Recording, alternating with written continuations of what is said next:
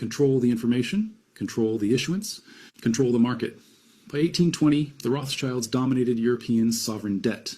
If a government needed to borrow, they went through the Rothschilds. Who is the creator of the simulation? Wheeler proposed that physical reality is not fundamental, but rather that we create everything we observe. This means that information that exists all around us is more fundamental than physical matter. Hi guys, welcome. My name's Campbell. This is Autodidactic. Thanks for joining me. And question today is, who really runs and is in charge of this strange realm we find ourselves in? Every country on Earth is in debt. The United States owes $38 trillion. Japan owes $9 trillion. The entire planet owes $315 trillion, 3 times the size of the global economy. But here's the paradox that should terrify you. If everyone owes money, who exactly is owed? The answer isn't what you think. Because when you follow the chain of creditors, when you track who actually holds the debt, you discover something disturbing. The world doesn't owe money to anyone in particular. It owes money to itself. But 4 men, 4 bankers across 3 centuries, designed it that way, deliberately. They built a system where debt can never be repaid. And I just say you shouldn't be terrified about this information. You should not be scared. You should be aware and prepared, but not scared. Because, like you said, it's just 4 people at the top. It's just a system that only works because we believe that it works. We believe that it is the way that things should be. So we use it and put our energy into it. But we don't have to. Where governments borrow forever, where interest flows eternally upward, and where the people who designed the trap profit from every payment, every crisis, every bailout. This isn't conspiracy. This is documented history. The meetings happened, the contracts exist, the mechanisms are public record.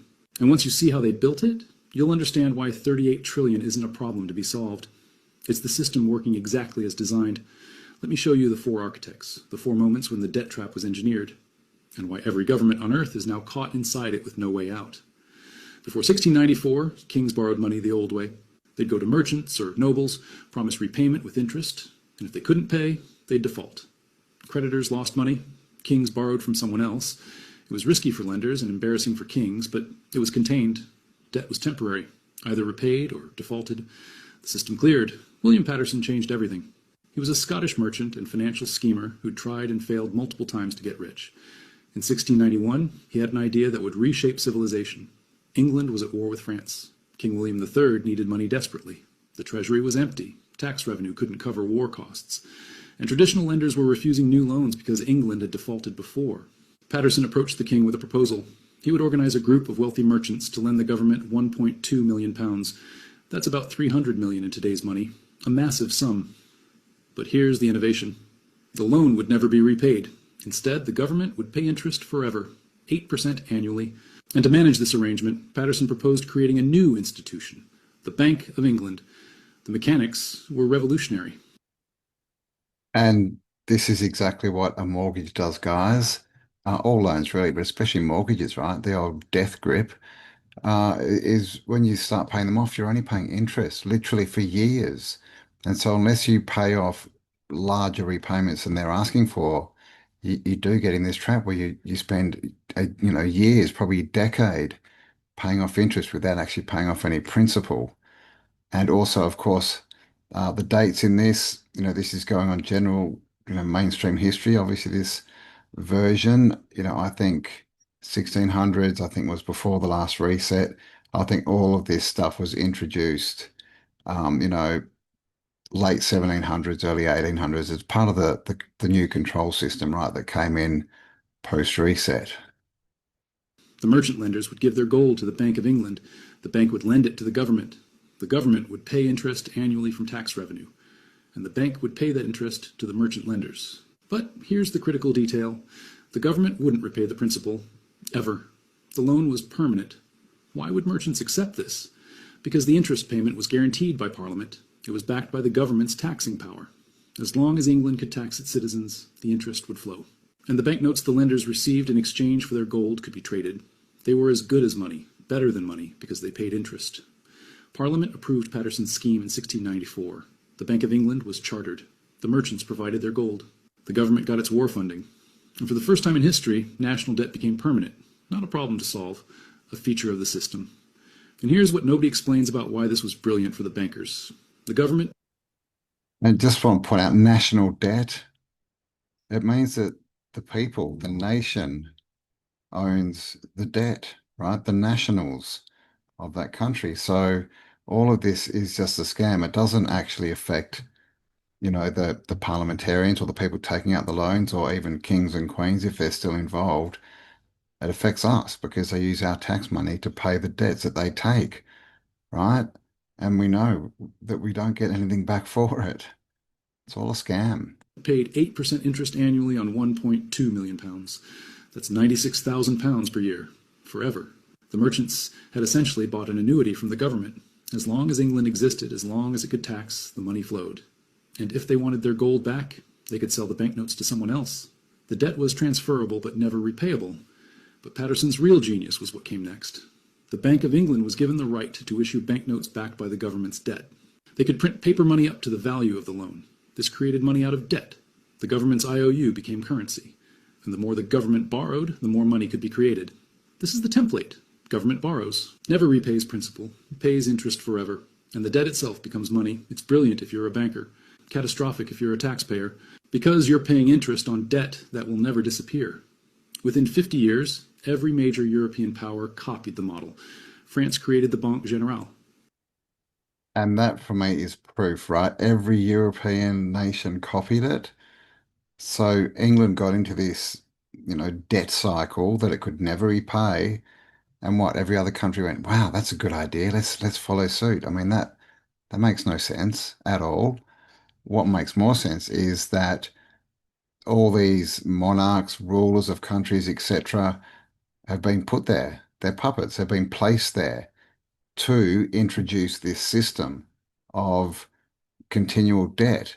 And of course, that debt just also continually deflates the value of the money. And then we use that money, which is debt, to trade. It's crazy, right? But it is crumbling. We can see the cracks everywhere, right? This system is about to go. The Netherlands already had sophisticated banking, but formalized government debt issuance. And by 1790, the newly independent United States adopted the same system. Alexander Hamilton, who we talked about before, explicitly modeled America's financial system on the Bank of England: permanent debt, interest paid from taxes, bonds traded as currency. Patterson died in 1719, not particularly wealthy, despite creating the Bank of England. But the system he built persists 331 years later. The Bank of England still exists. British government debt has never been paid off. It's been refinanced, rolled over, and expanded, but never eliminated. The debt trap was set in 1694, and every government since has walked into it willingly. They all walked into it willingly. Again, they're puppets. They were told to do that, right? So that the parasite can take control. By the early 1800s, European governments had embraced debt. They borrowed for wars, for infrastructure, for operating expenses. But there was no organized market. Each loan was negotiated individually. Interest rates varied wildly, and only the wealthiest merchants could participate. Nathan Rothschild changed that. He industrialized sovereign debt. The Rothschild family started as money changers and traders in Frankfurt. By 1800, the 5 Rothschild brothers had established banking houses in 5 major European cities: London, Paris, Frankfurt, Vienna, Naples. This network was unprecedented. They could move money across borders faster than anyone else, and they used this to dominate sovereign debt issuance. Nathan Rothschild in London was the strategic genius. During the Napoleonic Wars, Nathan arranged loans for Britain, but his innovation was how he structured them. Instead of lending directly to the government, he bought government bonds at a discount and resold them to investors at a markup. He created a secondary market. Government needed money. Rothschild provided it immediately. Then he sold the bonds to pension funds, insurance companies, and wealthy individuals. The government got its money fast. Rothschild collected the spread, and investors got a tradable asset. But here's where it gets darker. Rothschild didn't just finance governments. He positioned himself so governments had no choice but to use him. In 1815, at the Battle of Waterloo, Nathan Rothschild famously learned of Napoleon's defeat before anyone else in London. His courier network was faster than official channels. He used this information to manipulate the bond market. First, he sold British bonds, signaling that Britain was losing. Prices collapsed. Other investors panicked and sold. Then, after prices crashed, Rothschild bought massive quantities at rock-bottom prices. When news of British victory arrived the next And by the way, that strategy has been used again and again and again. Right? This is what the stock market crash of 2008 was. This is what all the crashes are. Manipulation. day, bond prices surged. Rothschild made millions, not from insider trading as we'd call it today, but from controlling information and market timing. This established the Rothschild model. Control the information, control the issuance, control the market. By 1820, the Rothschilds dominated European sovereign debt. If a government needed to borrow, they went through the Rothschilds, because the Rothschilds controlled the investor network. They had the distribution, and they set the terms. Here's why this matters for the debt trap. Before Rothschild, governments could theoretically refuse to pay. If a king defaulted, his creditors lost money and the system reset. But Rothschild made sovereign debt tradable across borders. A British bond might be owned by a French investor who sold it to a German bank who used it as collateral for a loan to an Austrian aristocrat. The web of ownership became so complex that defaulting wasn't just refusing one creditor. It was collapsing an entire international financial network. This is the Rothschild innovation. Make debt so interconnected that default becomes impossible. Not because governments are responsible, because default would trigger systemic collapse. Governments became trapped. They had to keep paying. And they had to keep borrowing to pay the interest on old debts. The debt trap was no longer just permanent. It was inescapable. The Rothschild family wealth peaked in the mid-1800s. They were the richest family in the world, richer than any king. And that wealth came from one source, interest on sovereign debt. They didn't produce anything, didn't build anything. They lent money to governments and collected interest forever. The system Patterson created in 1694, Rothschild industrialized by 1815. Didn't build anything. They didn't create anything. Because they're parasites. And every government in Europe was caught. By 1900, America was becoming an economic powerhouse. But it still had a primitive financial system. Banks operated independently. Money supply was tied to gold. And there was no central mechanism to manage debt. J.P. Morgan fixed that. Not for the public good, to protect his banking empire. In 1907, there was a financial panic. Stock prices crashed, banks failed, and the economy seized up. J.P. Morgan personally organized a bailout. He gathered the major New York bankers in his library, locked the doors, and forced them to pledge their own money to stabilize failing banks. It worked. The panic ended, and Morgan became the de facto central banker of America. But he was 70 years old. He knew he couldn't do it again. So Morgan and his associates, the most powerful bankers in America, designed a permanent solution. They needed a central bank.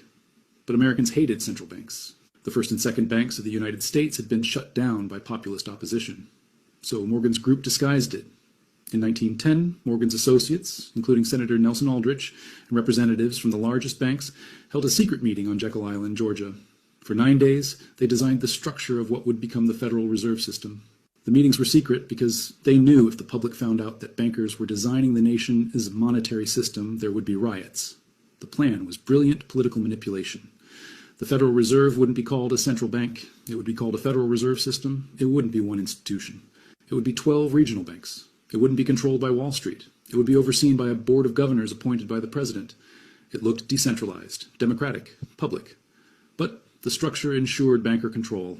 The regional Federal Reserve banks were privately owned by member banks. Those banks elected the boards of the regional feds, and the regional feds elected the Federal Reserve Board. The government appointed some members, but the bankers controlled the system. And the most important power, the power to create money and buy government bonds, was given to the Federal Reserve Bank of New York, which was controlled by the largest Wall Street banks. So yeah, and I think we all know this at this point is the Fed, the Federal Reserve is not federal, and it's not a reserve, it's debt, and it's controlled by non-government entities, right? But saying that they're all part of the same team, really, right? We know this. They all meet, like we just heard, behind closed doors in secret. Like, so it is one big club, but yeah, what they've done is that they've introduced the bank, made everyone think that it's part of the government, and it's not at all. Morgan's banks. The Federal Reserve Act passed Congress in December 1913, largely because most representatives didn't understand what they were voting for. And immediately, the debt trap expanded. Now, the government didn't just borrow from banks. It borrowed from the Federal Reserve, which could create money to buy bonds. Unlimited demand for government debt. Here's why this matters. Before the Federal Reserve, there was a limit to how much the government could borrow. Banks only had so much money to lend, but the Federal Reserve could create money by purchasing government bonds. The government issues a bond. The Fed buys it with newly created money. The government spends the money. And the debt goes on the Fed's balance sheet, backed by nothing but the promise that taxpayers will service it forever. This is the mechanism that enables infinite debt. The Federal Reserve ensures there's always a buyer for government bonds, always demand, so the government never has to stop borrowing. It can roll over debt forever because the Fed will always buy it. And the interest payments flow from taxpayers to the banks that own the Federal Reserve System. Morgan died in 1913, the same year the Federal Reserve was created. But his legacy is the structure that makes the current $38 trillion in U.S. debt possible. Without the Federal Reserve, the government couldn't borrow at this scale. The market wouldn't support it. But with the Fed as a guaranteed buyer, there's no limit. The debt trap became infinite. The debt trap became infinite. And that's because it's debt. We're literally dealing in debt, trading with debt. And we think it's money. But I thought that was a good little clip or a couple of clips to have a look at. You know, we all know, you know, we've all heard about the Rothschilds and the Fed and the banking system and all this kind of stuff. But it was just, I thought it would be good to lay it all out, what exactly is going on, how they did this.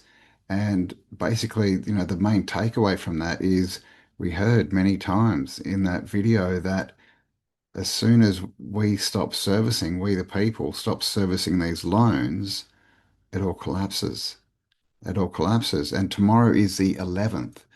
That is a scheduled day across the internet. People are getting it out to stay offline, to not trade online, to not buy things, to not, you know, use your bank. All these things basically to stop servicing their debt. That's the whole idea of it. Like we stop the money flow for a day. Some people are saying they're going to do it for 11 days, but the big push is just for tomorrow. If we can get as many people offline and out of the debt system as possible, even just for a day, it will actually have a massive effect. So let me know, you're going to do it. I think it's worthwhile. One day we could all use a day away from the net, right? The net, the net that catches us all, the web. And also it just shows us that it's all just illusion.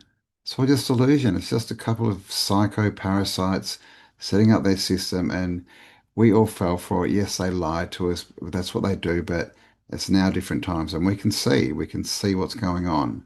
So this house of cards will be easy to tumble. You there, second desk, blue jacket. What is your name? My name is Alexis. Alexis, please leave my lecture room. I don't want to see you, one of my lectures, ever again. I don't understand. I am not going to ask a second time. Thank you.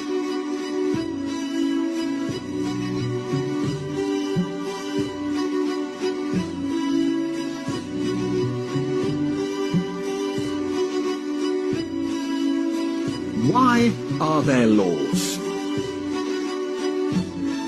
What are laws for? Anyone? Social order? To protect a person's personal rights. So that you can rely on the government? Justice? Thank you. Tell me, was I unfair to your classmate just now? Indeed I was. So, why didn't any of you protest? Why didn't any of you try and stop me? Why didn't you want to prevent this injustice? You see, what you have just learnt, you wouldn't have understood in 1,000 hours of lectures unless you lived it. You didn't say anything because you weren't affected yourself. And this attitude speaks against you and against life. You think it doesn't concern you, so it's none of your business. Well, I'm here to say, if you don't help bring about justice, then one day you too may experience injustice, and there will be nobody there to stand before you. Justice, would you stand up? Would you have stood up and said something? Have you? I mean, I know most of us have, obviously, the whole 2020 incident and everything since then, right? Most people are out there speaking their truth, trying to get information out to people. But, do we do this on a more fundamental level? We just saw all about the banking and what they do. How many of us are standing up against that system? Right? Because we can. Obviously, it's a big problem, right? You can't really collapse all this by yourself. But that's why things like the 11th of November, tomorrow, everyone's stopping paying bills basically for a day, spending money using currency that keeps their system going, their debt system. That's a good way that we can actually do this. Stand up and say no. So remember, the 11th of November. Who is the creator of the simulation? Some people say it's aliens.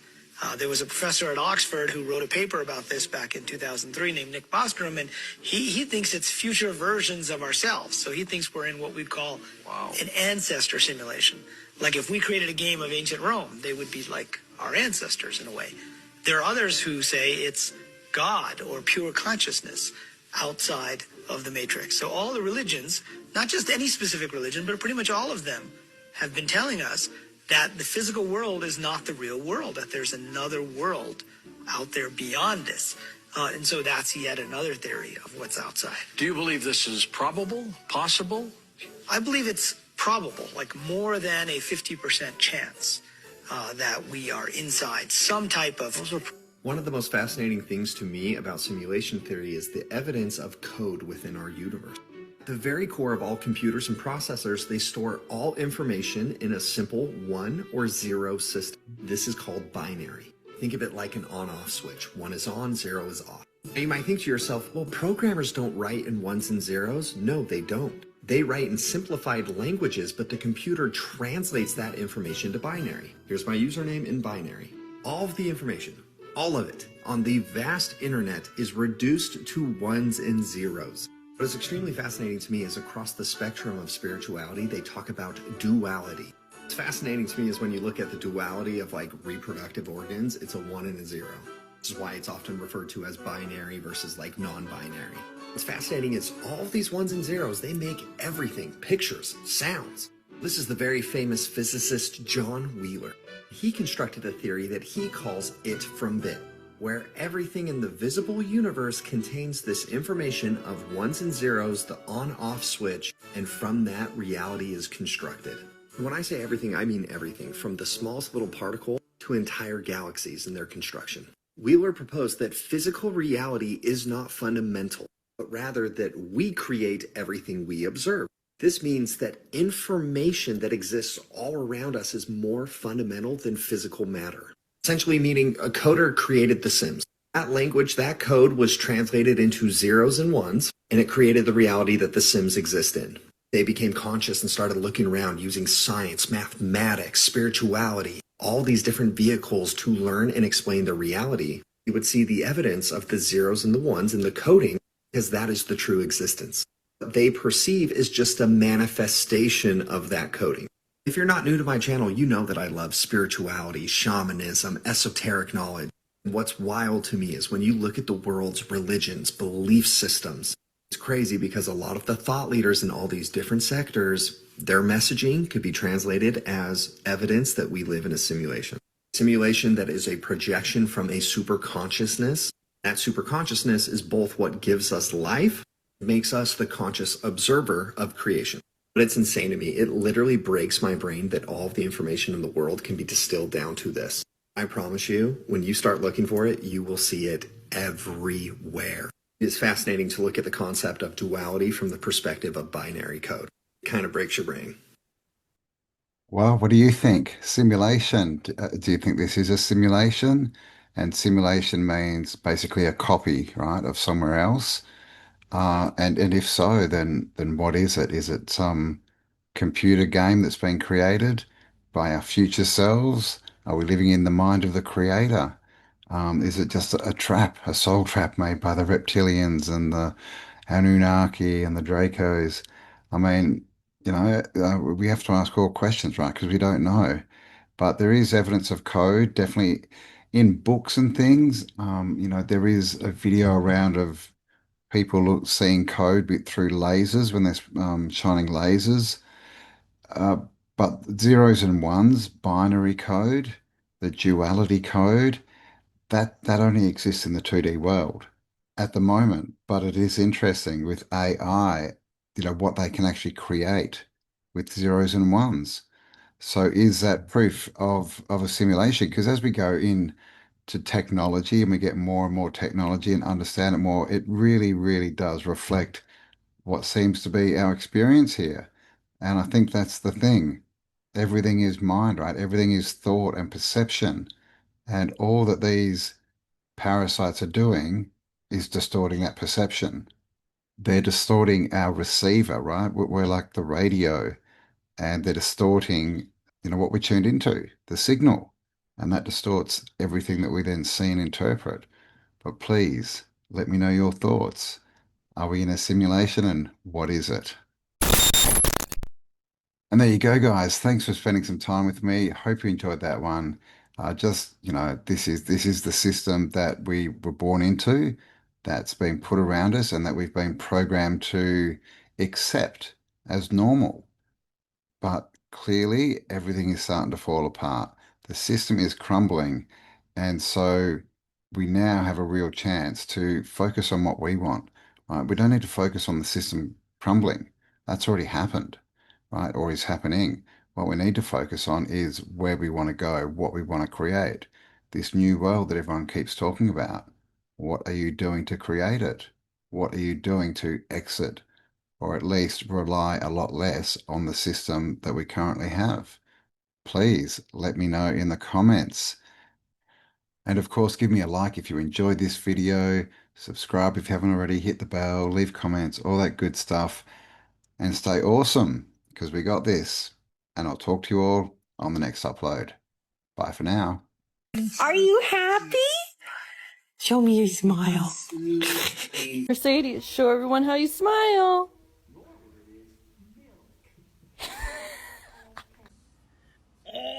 Oh, he's cute. Smile, Bill. Smile. Make smile. I see you smile. Oh my goodness. Look at your little face. That's all. Let's see you smile. Yeah. A pretty smile. She's smiling, girl. Are you smiling? Toy, little smile boy with your toy. Smile, Holly. Oh, good girl. Good morning. Ugly. Come on. Hey. Hey. Hey. You're happy and you know I do a smile. If you're happy and you know I do a smile. Hey. Hey.